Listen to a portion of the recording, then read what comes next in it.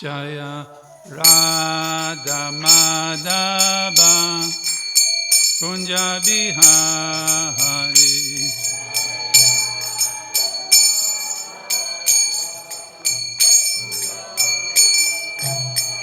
Jaya Radha Madhava Kunja Bihari.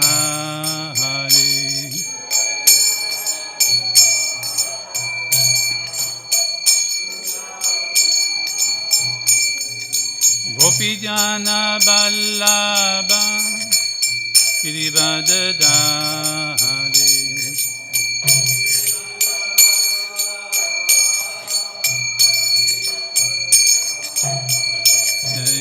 Gopijana Vallabha Girivardhari.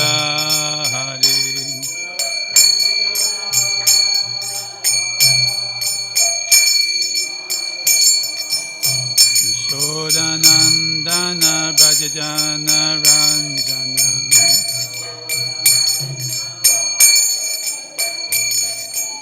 Yashodanandana Brajajana Ranjana.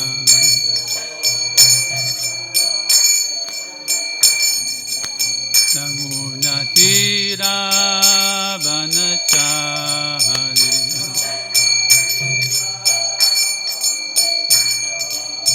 Yamunatira Vanachari.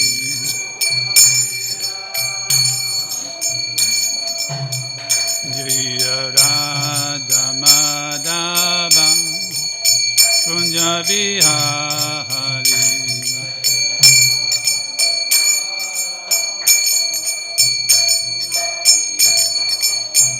Jaya Radha Madhava Kunja Bihari.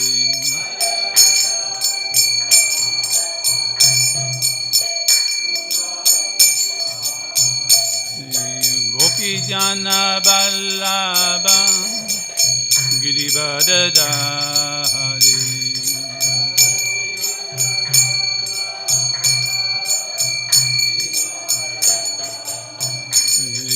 Gopijana Vallabha Girivardhari.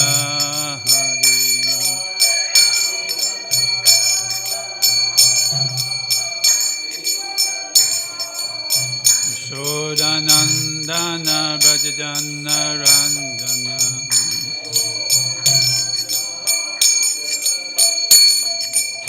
Yashodanandana Brajajana Ranjana.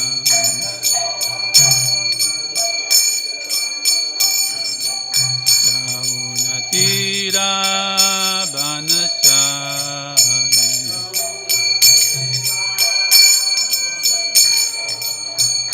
Yamunatira Vanachari.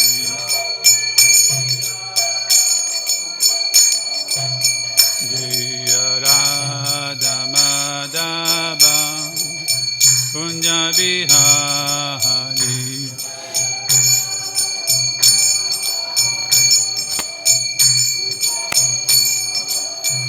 Jaya Radha Madhava Kunja Bihari.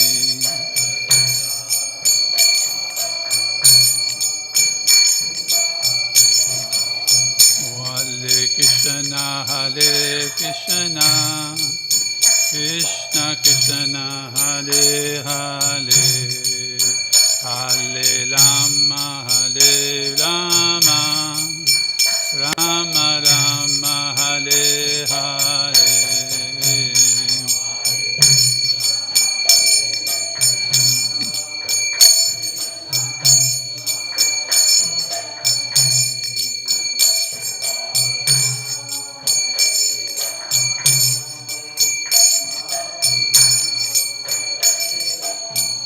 Hare Krishna Hare Krishna Krishna Krishna Hare Hare Hare Rama Hare Rama Rama Rama Hare Hare.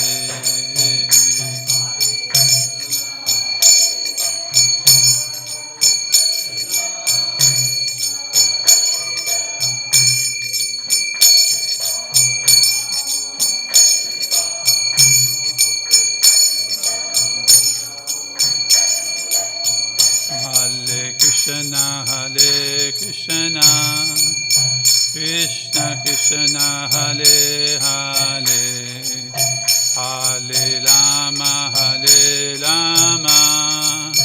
Rama Rama, Hare Hare.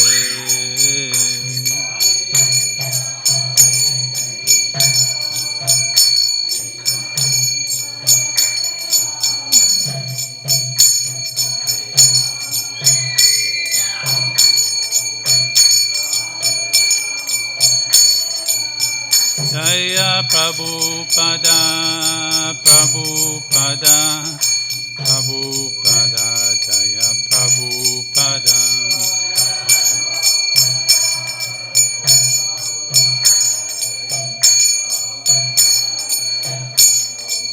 Jaya Prabhupada, Prabhupada, Prabhupada, Jaya Prabhupada.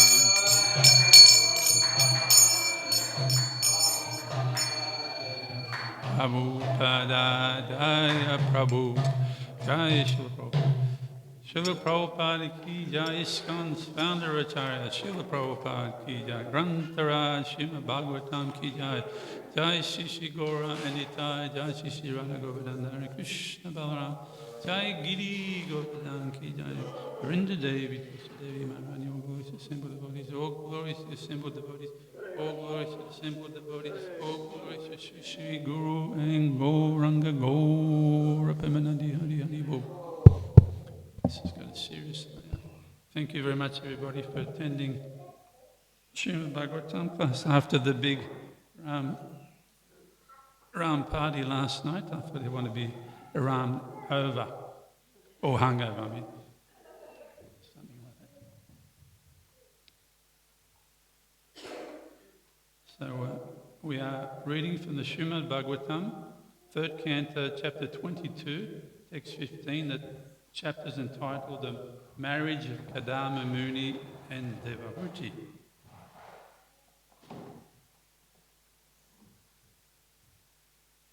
Narayanam namaskritam narocharam namatamam devim saraswati vyasam tato jayam udiyaya nastapadesha badresha nityam bhagavate sevya bhagatam uttama sloke bhakti bhavati naishti. Om namo bhagavate vasudevaya.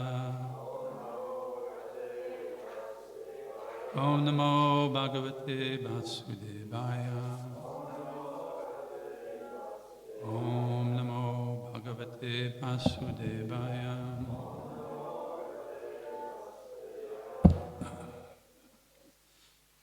I was wondering why I couldn't see it, but I've got these. So we'll chant this verse. Rishyubhacham Vadam Udvodu Kamoham Apeta Chatavatmajam Avayo Anuruposa Adyo Vaivahiko Vidhi Rishyubhacham Dharam Udvodu Kamoham Apraita Chatavatmajam Avayo Anuruposav Adyo Vaivahiko Vidhi Rishyubhacham Dharam Udvodu Kamoham Apratta Chatavatmaja Avayo Anuruposav Adyo Vivahiko Vidhi. Somebody else, please.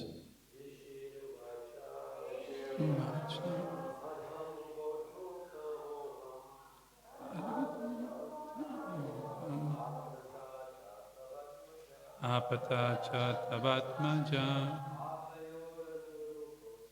Avayo Anuruposa Adyo Vidhi Rishyubhacham Padam udvodukamoham. Apata chatavatmaja. Avayo anuruposa. Ajova kovidhi. Ladies, ladies. Rishi.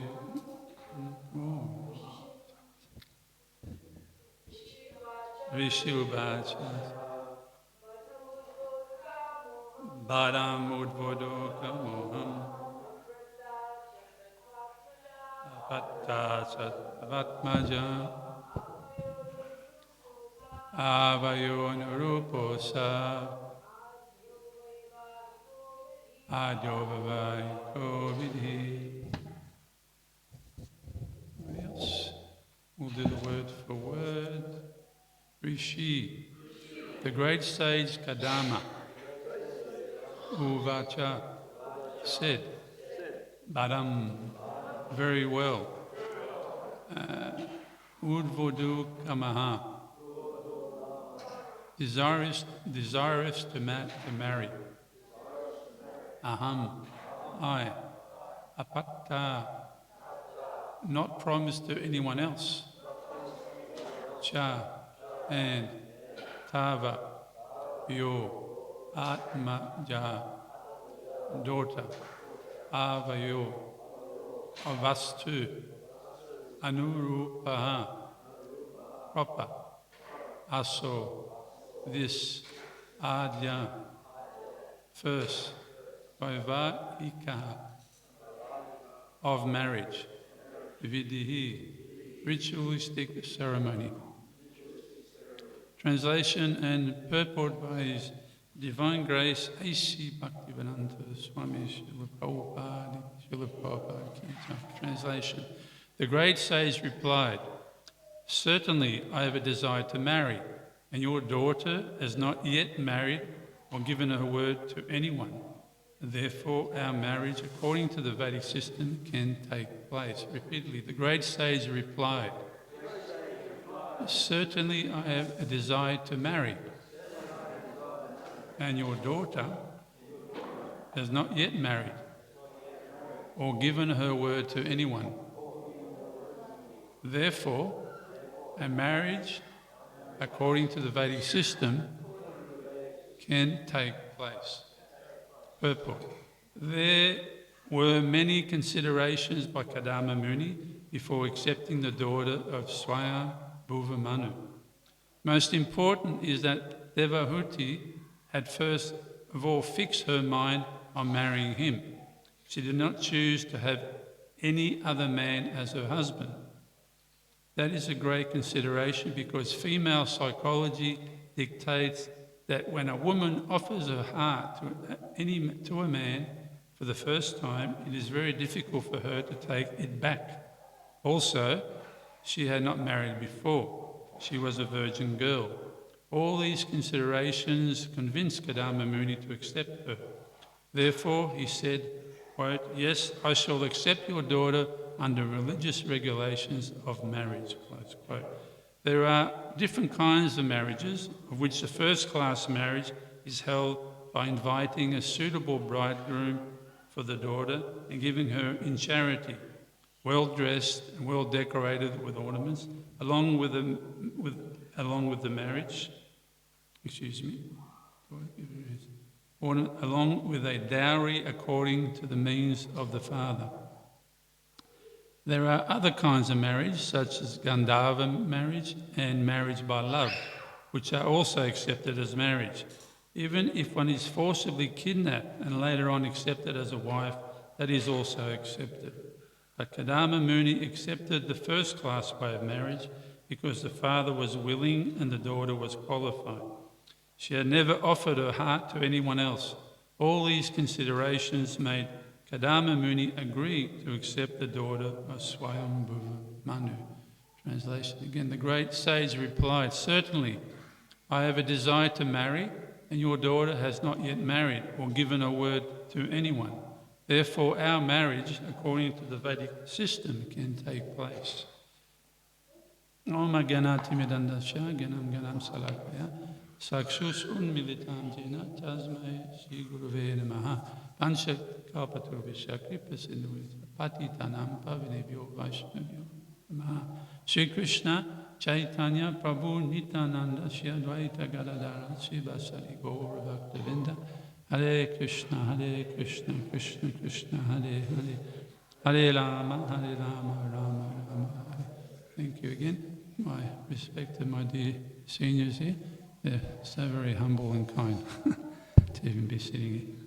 This is, so that we're continuing this extraordinary section of the Bhagavatam. I say extraordinary because it's very lengthy. I think there's another 11 chapters after this chapter, just on Kadama Muni, Devahuti, and of course Lord Kapila, their son-to-be. I think the last bunch of 6 or 8 verses we've heard Swayambhuva Manu, the father of Devahuti, who's the proposed bride in this arrangement. He was putting up the case for her qualifications, the great lineage she was coming from, the fact that she'd heard from such a great sage Narada Muni about Kadama Muni. She hadn't met him, but she'd heard about him. Her chastity, and now Kadama Muni himself, a great devotee and great learned sage, is considered all these presentations by the father, and he's now agreeing. This is today, and there'll be a couple more verses. You'll give some conditions as well, which we'll hear about. So, like Prabhupada mentions in the purport, this is very, very first-class marriage. And it's very important that we hear the Bhagavatam, because by hearing this exalted culture, it actually rubs off on us. It's not that we just read it and move on with our lives. We have to take the qualities of these exalted devotees, and especially the culture, and try and adopt it in this rotten age of Kali Yuga. We asked Srila Prabhupada, that's very early in the movement, I think 1966, he also introduced this institution of marriage. At the very, very beginning, it was just after the first initiations, I think just after a few days, because some of the boys and girls were coupled but not married. And Prabhupada said, if you're going to live with a man and woman are going to live together, they should ideally be married. This is because it's a religious institution, an ashram. So it's very, very important. So Srila Prabhupada conducted the very first marriage himself. We all know who got married first. Who got married first? Mukunda Maharaj and Janaki. A very dear Mukunda Maharaj, who is our resident sannyasi here. He was also first initiate and first wedding. And Prabhupada personally cooked the feast with Janaki's sister, who later becomes Yamuna. What was her name? Janet, I think? Yeah. And they cooked Janaki, okay, so her sister, anyway, Yamuna. Our dear Jamuna, that's also passed away now. And it's when you read and recall those pastimes, or you can, when she's recalling it, she keeps repeating, wash your hands, wash your hands. Prabhupada was right from the very beginning teaching proper suchiness in cooking for their lordships. And he prepared this very wonderful feast for his own disciples' wedding. So how extraordinary that is. And Srila Prabhupada kept that up for quite some time. But he saw after some years, some of the devotees weren't holding up their vows, the marriages were splitting up, and that discouraged him, and I think he stopped doing weddings after some times. But ideally, these weddings, if they're properly, especially ideally like in this situation, you've got a super qualified devotee, she's so saturated with wonderful qualities. And in ladies, especially in traditional culture, and even right now, but those qualities that highlighted, that ornamented themselves were this chastity, this shyness, and the submissiveness. And in modern days, this would be considered like not such good qualities. Women should have their career under control. They should have a good bank account, be independent, be strong-minded. But in traditional culture, that wasn't the case. The ladies were. This is their particularly. This is where their strength were, and through these wonderful qualities, they're able to control all the men. And when the men are under control, then society becomes very peaceful, isn't it? They're very chaste ladies, and they're so respected by men also, and they feel protected. It's not like, these are different qualities. It's not like today you have the miniskirts and the Botox. A little bit different. So ladies were reserved, and that's assisted society to run peacefully, so people could concentrate on a higher subject matter instead of chasing skirts and checking each other out and being totally absorbed in the bodily concept of life and forgetting about the purpose of life. So this is the contrast between this ideal culture and our so-called non-culture we have these days. We're becoming like monkeys, isn't it? Monkeys that jump from branch to branch chasing other monkey girls. That's basically their existence. Fully absorbed in the mode of ignorance, and again, remaining degraded. So the purpose of human life is to become elevated. So in Vedic culture, which Srila Prabhupada introduced, is we have these ashrams. You have the Brahmacharya ashram, and they're the boys, specifically Srila Prabhupada introduced the girls' ashram because it became very important, because girls were out of home, and he studied the culture. You could see that the girls also had to be trained and protected and sheltered. So he created, very revolutionary, created a place for them to be taken care of and trained also. But in traditional culture, Vedic culture, the ladies would remain at home. They'd be trained by the mother and the sisters and the older sisters, and they were very nicely trained to be ideal wives. Because again, if ladies were properly trained, the boys were trained in Gurukul, and they were trained mainly in three qualities. They were trained in obedience to Guru, controlling their senses, and cleanliness. Because some of these teenage boys, they can be really moochy. I mean, they can live like pigs. They're so messy if they're not trained properly. And if you're unclean, your consciousness becomes contaminated by the mode of ignorance, and then you can sort of degrade your consciousness from that atmosphere alone, So cleanliness, sense control is so important. So when they're in a marriage situation, when the boys are nicely trained, they're also chaste, they haven't had girlfriends, they've been in the ashram of the Guru, the girls have been sheltered, and when these qualities come together, there's chastity, submissiveness, shyness, and sense control, cleanliness, and obedience to Guru. It's a beautiful match. It's a beautiful match because it enhances spiritual culture, which means the husband and wife can focus in the right direction, not in fully absorbing sense gratification and forgetting the purpose of life. So this was the arrangements, and it's very interesting that the qualities of, and we see this throughout the Bhagavatam, that Devahuti, she never saw or met Kadama Muni. Imagine that, getting married and not meeting your, we can tell you some stories about those very, very recently in ISKCON. Anyway, so she heard, and this is the power. Hearing is seeing, because you can see someone from the opposite sex that's very attractive, but you haven't heard anything about them. But you're attracted and you want them, you desire them, and then later on you find out they're a crazy axe murderer or some other.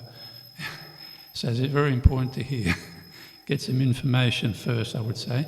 So and from proper sources, and we can see Devahuti there. She heard from the great sage Narada Muni, and she heard the qualities and qualifications, and she became attracted to that by hearing, not by seeing or becoming lusty by physical attraction, simply by hearing the qualifications. And then she gave herself to that personality at that time, and that was also arranged by her father. And we heard from earlier chapters, Krishna personally arranged all this. He told Kadama Muni, he appeared to Kadama Muni, he said, I've arranged your marriage already.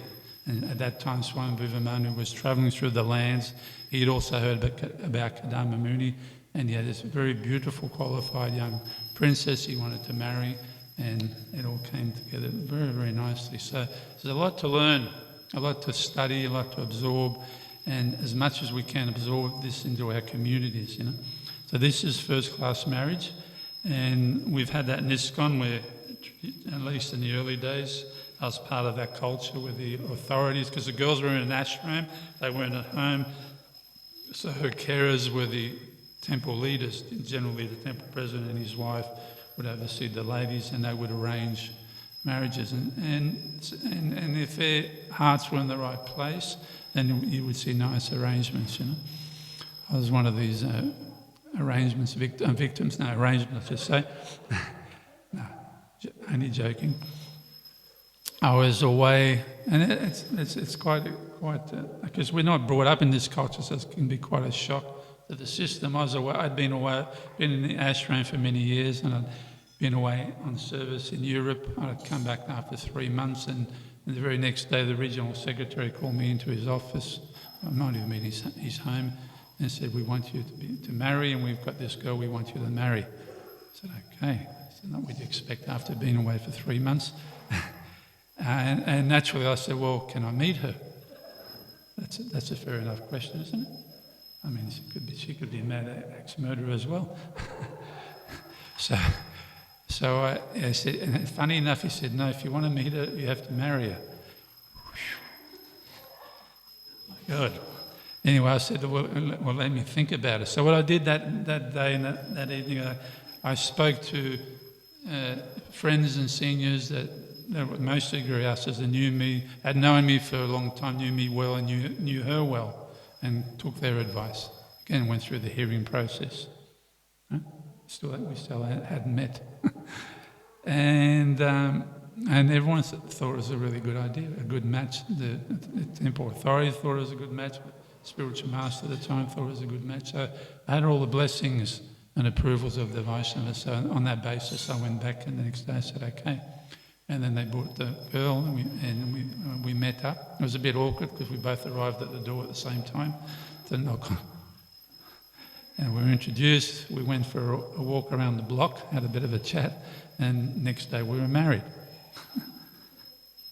This is exactly what's happening here.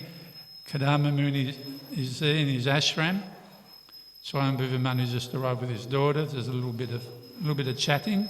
And then they get married right there and then, and the parents go home. As you're going to see in the next few verses, it happens very, very quickly. No hanging out on dates and checking each other out and trying before you buy and that sort of arrangement, like you see commonly these days. I mean, it's like that because it's become a corrupt society, and people do have to be careful. But in traditional culture, you had all that support there, and the culture as well. And we heard that in earlier verse, I think on Thursday, that the culture and the training and the qualities were there, and that's what also attracted. The case was put forward by the father, and Kadama Muni, he was very learned, very intelligent, and appreciated all these points. And it's like that. That's how I got married like that, because all marriages at least up to that point in time, pretty much in ISKCON organised in a similar fashion. This is the mid-80s when I got married. And interesting enough, the next day, it was all arranged. I mean, I'd been away. There was already a unit had been, leased. There was already a house there. And the next day, after we were married, I went from the ashram. Happened to be across the road from the ashram where we were going to live. So I had my little bundle of books in my sleeping bag and my spare dhoti, and I wandered across. Knocked on the door. And there's this lady there, she happens to be my wife, and she's like unpacking towels and ironing boards and pots and pans. She was fully ready. So very, very interesting. Anyway, I have to say, it's by Krishna's grace and the mercy of the Vaishnavas, we're still married, and I think next year will be our 40th anniversary when we're still alive. So, and we've raised 4 very wonderful young boys, and they're also married to very wonderful young devotee girls. And we have 6 wonderful little aspiring devotee little grandchildren. So I'd say we're an exception to the case, perhaps. But so anyway, the point is that similar culture was adopted, and the devotees in ISKCON were trained that way by Prabhupada, and they were trying. But again, I make that point that the parents, the carers, have to be very genuine and have to know the couple, and have to have their best interests in mind, absolutely. If it's for some other political reason or just to suit the boy, just give him a girl, it doesn't work. You've got to really be caring and considerate and you have to pray. So when the arrangements are done nicely, as ideally, highlighted in the Bhagavatam. The Bhagavatam is wonderful because it covers all the ashrams. It covers the Grihastha ashram a lot because it's mainly about Kshatriyas. You don't hear a lot about Brahmins because the Brahmins can be, I wouldn't say boring, but can come across boring. They did their sadhana and then they took sannyas and they went back to Godhead, and there's not a lot going on. But the Kshatriyas, it's full of intrigue and battle and politics, and the Bhagavatam weaves its way through all these extraordinary dynasties, but they're all devotees, and all the outcomes is devotional service of all these pastimes. We're going to see from this marriage is they're going to have 9 wonderful daughters, and they all go on to become great wives of big rishis in the universe, sons of Lord Brahma, which has incredible effects throughout the creation because you've got this very auspicious progeny coming through these extraordinary daughters from these elevated devotees, Kadamba, Muni, Devahuti, and then eventually they have the one son who is the Supreme Personality of Godhead himself. That's how exalted they are. The God himself comes as their son, and this is also incredible. The father takes permission from the son and takes sannyas. Imagine if God became your son and you leave home. I always found this pastime quite intriguing. But he went and performed devotional service and became perfect. And it says he went back home, back to Godhead. So the outcome is the same. So it's very interesting. He didn't take, and we saw this. There's a lot of examples of the hearing, and that when the wives of the Brahmanas, they also ran to Krishna and wanted to be with him, and he told them the same thing. You don't attain me by personal association, to be in my proximity. You would think that would be the goal, right? At least for the gopis it was. When he told them to go, they didn't go. They stayed. But when he told the wives of the Brahmanas who were devotees of Krishna to go back home, he said, the way you attain me is actually by hearing about me, by worshipping my deity, and in this way you will attain me. So again, Krishna is fortifying this hearing process as superior. Rukmini, the first queen of Lord Krishna, is extraordinary. Sannyasis and brahmacharis were attracted to this romantic pastime. It's so beautiful, isn't it? And which proves it's romantic because all devotees, both male and females, relish hearing the pastimes of Rukmini, the way she obtained Krishna. She was very, very, very clever, super intelligent, because she could see the writing on the wall. The brother had arranged an inauspicious marriage with Shishupal. So she's arranged a marriage which is mentioned in the purport here. What is it? Gandharva marriage, isn't it? This is when the husband, is that correct? Comes and steals the wife away, rides off on the horse against the desires of others, perhaps. So she was so, again, through hearing, she heard through various sages who come to the palace about the Lord Krishna and how beautiful he was, his qualities, and she became fully attracted, enamored by him, and wanted to obtain him as a husband and nobody else. She was fully chaste, and she was very, very, very beautiful. All the princesses were lining up for her. She was absolutely a gem of beauty and fine qualities. And she was only 14 years old, so they married very young. But very mature, especially in those days, And Kshatriya ladies were quite highly spirited young ladies. They weren't... And she was so clever, she orchestrated the whole arrangement. And she wrote a letter. Basically, from day one, she was instructing her husband. She told him, this is how we're going to do it. She told him what, and she got a Brahmana to take the message to Dwarka, and Krishna read the letter, and because the letter was saturated in bhakti and pure love for him, he came. And she said that this would be the best time to grab me when I go to this temple, and everyone's not sort of I'm out of the palace, but I'm not in the other temple, I'm in the open. You can come and grab me. And Krishna did. Very romantic, and there was a big fight, and I guess Krishna did very well in that fight. and took off with his... And not only that, when he took Rukmini, he gave her the reins of the chariot. That's very significant, which showed, and she rode, and she was controlling the chariot, which indicated she was a willing participant. She wasn't just being kidnapped by force, because Prabhupada mentions another type of marriage in here where a girl can be kidnapped, which indicates against her will, and later married because somehow or other they managed to do the right thing, so to speak. They get married even though she was kidnapped by force. And so anyway, so it's very important. Men and women are very different. When they come together, it works really well. Like I say, especially if they both train, have the proper qualities, that gel it becomes very, very strong. You have a very, because these are called ashram, brahmacharya ashram, grihas. Ashram means shelter. So shelter is a place where you get protection. So that's why it's very important if you're married, if you're newly married or you've been married for some time, you've got to keep that ashram just like that. So when you go there, you're actually protected from the external energy.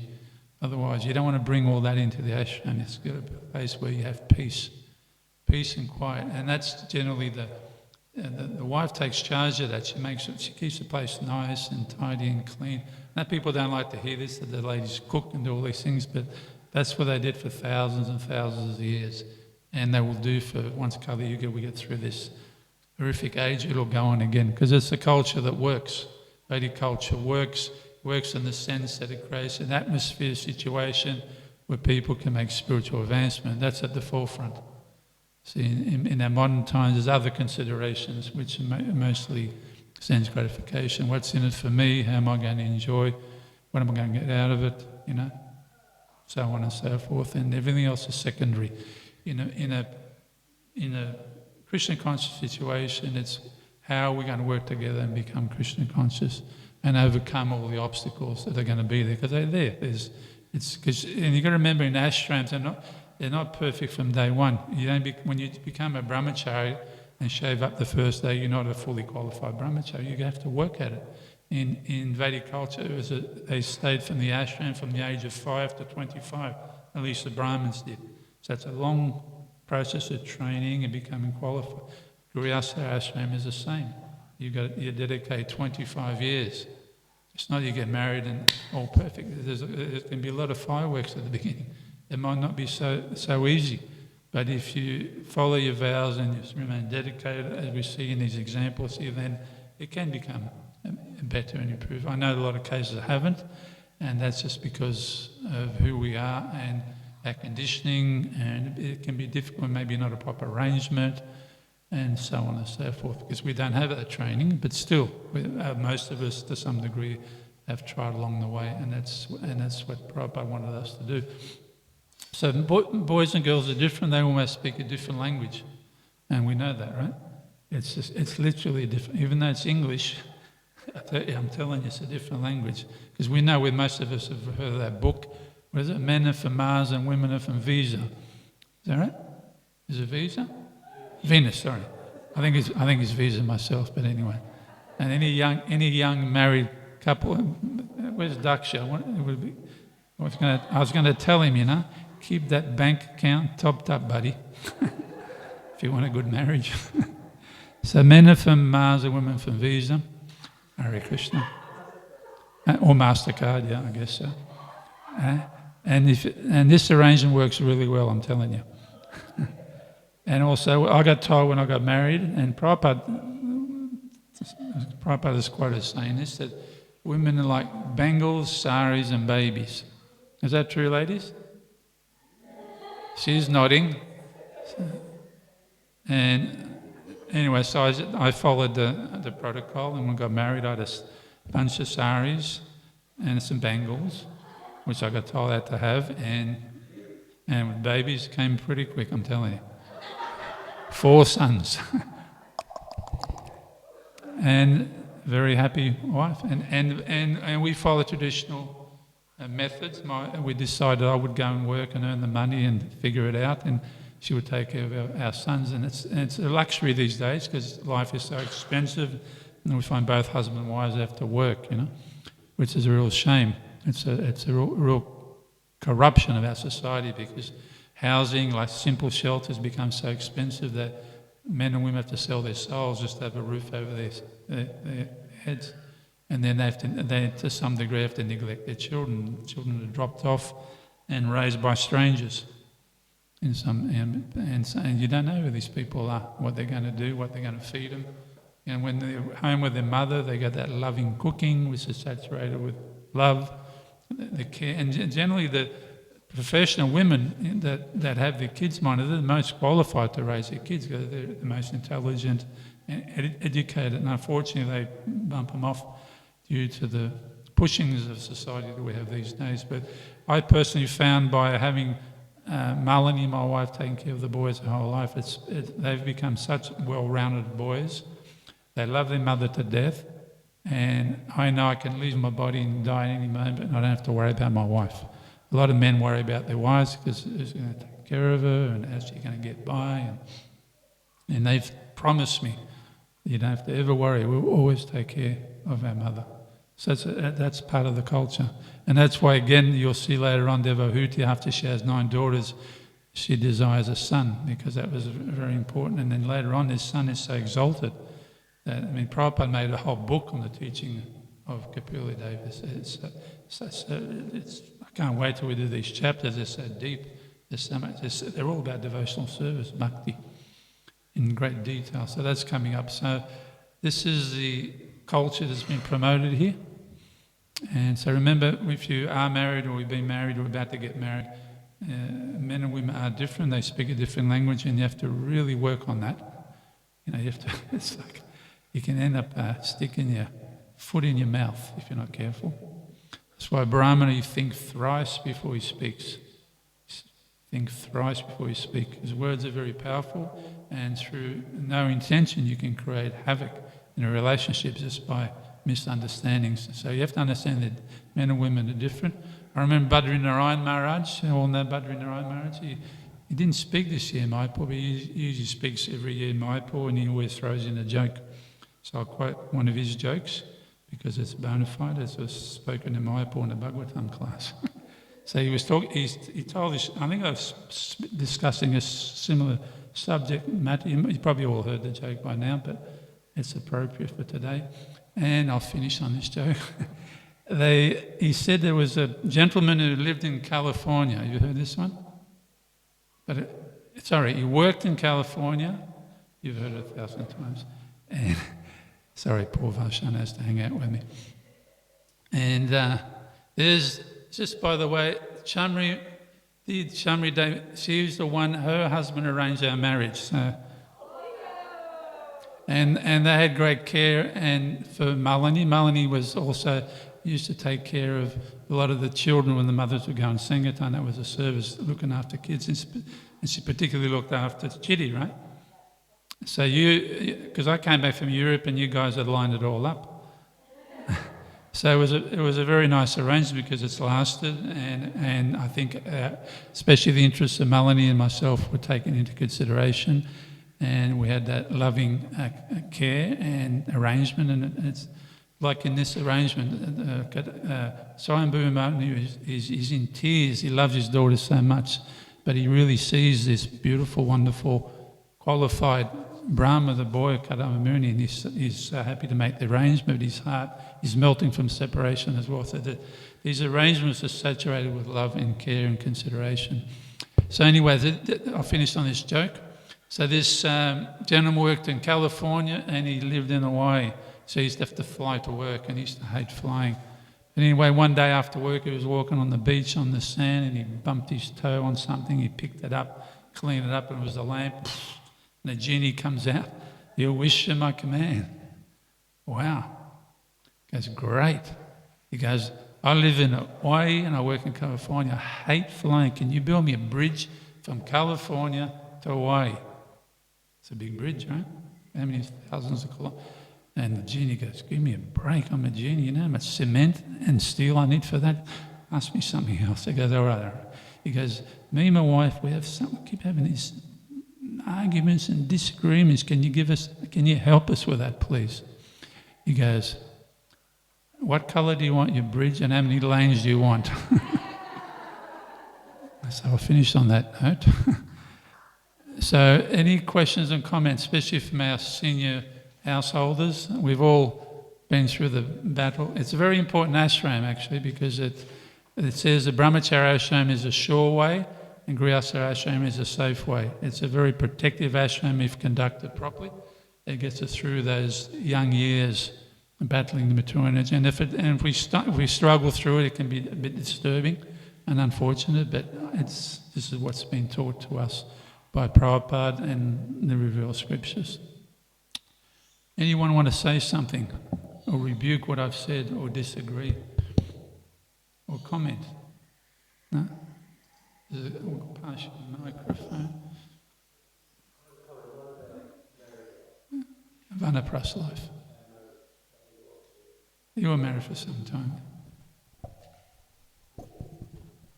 Back in the 70s, like you were talking about the women in the traditional Vedic culture. Pointed that way, I think. No, that way. As being submissive and what have you.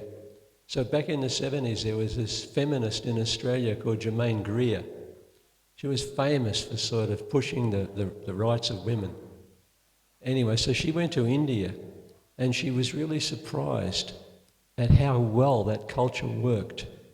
That the ladies were not just under the thumb of a husband, they had a certain sort of independence of relationships with the other women and things like that, and it all worked very nicely. So her sort of attitude, I don't know about her attitude, but anyway, she was very impressed with that Vedic culture. Yes, interesting. So sometimes we misunderstand, sometimes women are described as less intelligent, but intelligence is something that you build up through education. So in traditional culture, the men went to Gurukul for 25 years and the women stayed at home. So you could say they were more simple, but actually women are 7 times more clever than men. I tell you that they are. There was somebody else had their hands up. And Krishna conscious women are the most intelligent, definitely. Haribol. Thank you for that. So somebody may argue that what you said, Prabhupada said, it's utopian. It's impractical, doesn't happen anyway, and there are so many bad results of that. Maybe I don't know if the majority, I don't have the statistics. I think we're on par with the outside society when it comes to our divorce rate. So, seeing that, then generally there are, let's say, other arrangements, meaning different from what you referred to or what Prabhupada proposed. Dating websites. Sorry, go ahead. They're actually the devotee dating websites. But how do we counteract such things? Because it's a fact.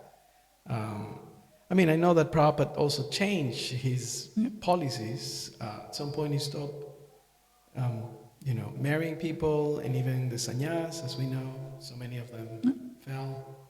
So how do we, as you say, navigate through that? Because there's been, nearly 60 years of ISKCON. That's right.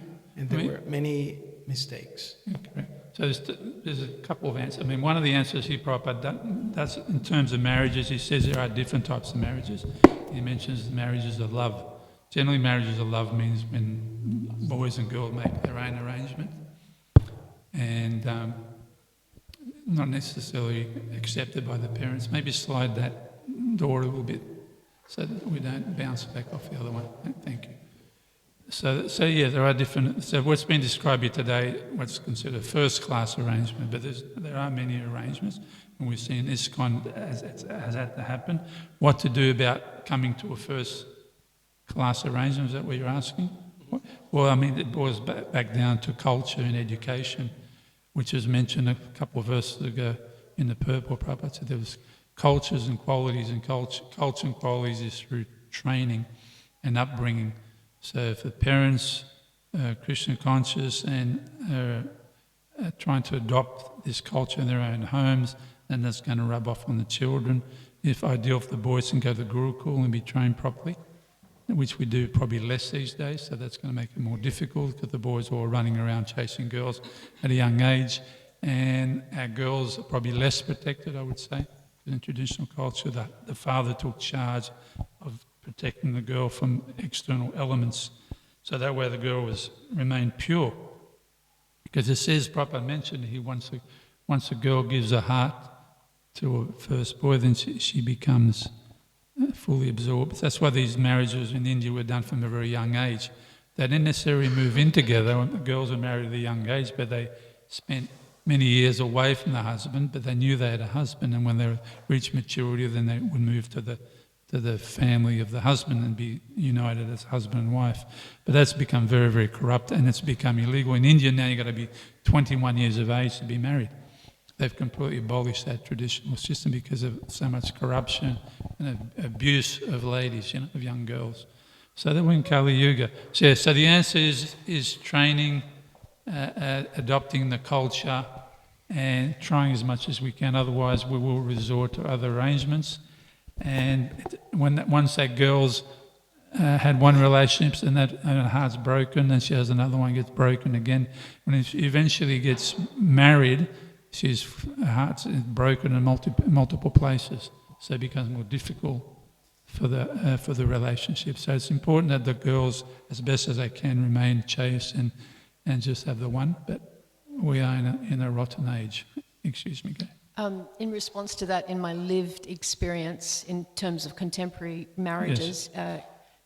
Say in an institution, a religious institution, my observation has been that if a married couple are involved with community and have community support with other married peer group, then you have a mirror, you're more answerable. For instance, if either the partner is misbehaving and the rest of the community can see it, they might be more likely to adjust their behaviour if they feel answerable to the larger community.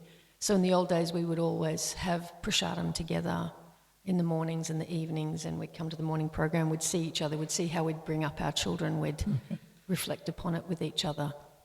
That would make a big difference, because this training takes time and sometimes generations. But I agree with I did bring up my girls, I agree with the idea of the woman having difficulty with the multiple relationships. After a while, it's just, how could you commit to the one person, because you become fractured. And I was out of sync with modern thought, and I was condemned for it, because I'd say to my girls, you don't mess around, it's not a thing. So it seems antiquated and hard to accept, but human nature, and people will argue it's not human nature, it's environment. But that my lived experiences is that what you're saying is pretty much spot on, apart from maybe the 12-year-old marriages, not going with that. Well, they're gone now. Yeah, I'm just joking. No, that's a very, very good point, actually. That answers your question to some degree. It's also a responsibility of the community to create that atmosphere and that culture. Our young boys and girls are going to be raised in a different environment than what's offered out there, and perhaps they'll come to these ashrams in better consciousness and better prepared, better understanding. Because the main understanding is it's a Grihastha ashram, like all ashram. Krishna's at the centre, isn't it? It's the same program for all the ashrams. You all got to chant Hare Krishna and follow regular principles, become Krishna conscious, and read Prabhupada's books. Doesn't mean you get married, you don't have to do that anymore. It's the same thing. So we follow the same program, the same training all the way through. It's time for breakfast. I think everyone put their hands up, right? Thank you very, very much for... Sorry, I've gone over a couple of minutes. All glories to Srila Prabhupada, all glories to Srimad Bhagavatam, and to Kapila Dev and Devahuti, who are about to get married. Congratulations to them. Excuse me, Kadama. What did I say? Kashyapa. He's married to Aditi, indeed. Kadama. So, there is Tom. You got a Kirtan hangover? Everyone's got it.